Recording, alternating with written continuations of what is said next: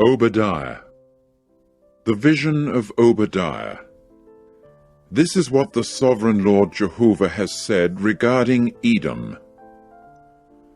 There is a report that we have heard from Jehovah, and there is an envoy that has been sent among the nations. Rise up, you people, and let us rise up against her in battle. Look, small is what I have made you among the nations. You are despised very much. The presumptuousness of your heart is what has deceived you. You who are residing in the retreats of the crag, the height where he dwells, saying in his heart, "Who will bring me down to the earth?" If you should make your position high like the eagle, or if among the stars there were a placing of your nest, down from there I would bring you, is the utterance of Jehovah. If it were thieves that came into you, if despoilers came in by night, to what extent would you have been silenced? Would they not steal as much as they wanted? Or if it were grape-gatherers that came into you, would they not let some gleanings remain? Oh, the extent to which those of Esau have been searched out! How his concealed treasures have been sought out! As far as the boundary they have sent you. The very men in covenant with you have all deceived you. The men at peace with you have prevailed against you. Those eating food with you will place a net under you as one in whom there is no discernment. Will it not be in that day, is the utterance of Jehovah? And I shall certainly destroy the wise ones out of Edom, and discernment out of the mountainous region of Esau. And your mighty men must become terrified, O Teman, for the reason that each one will be cut off from the mountainous region of Esau because of a killing.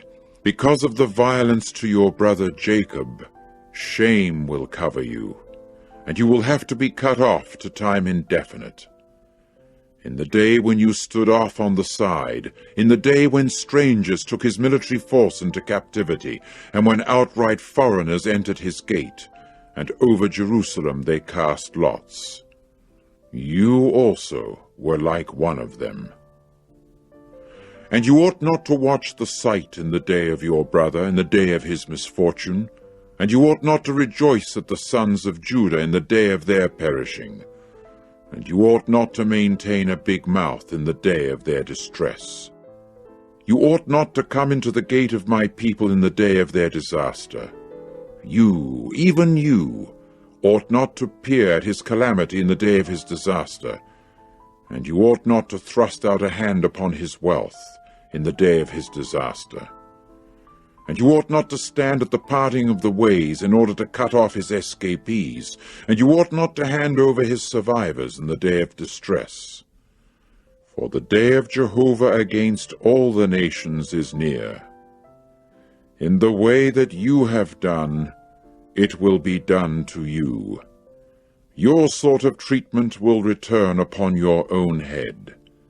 For in the way that you people have drunk upon my holy mountain, all the nations will keep drinking constantly.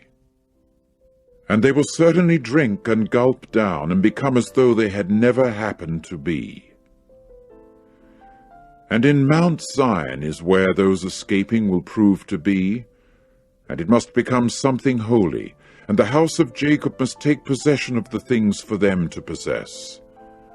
And the house of Jacob must become a fire, and the house of Joseph a flame, and the house of Esau a stubble, and they must set them ablaze and devour them.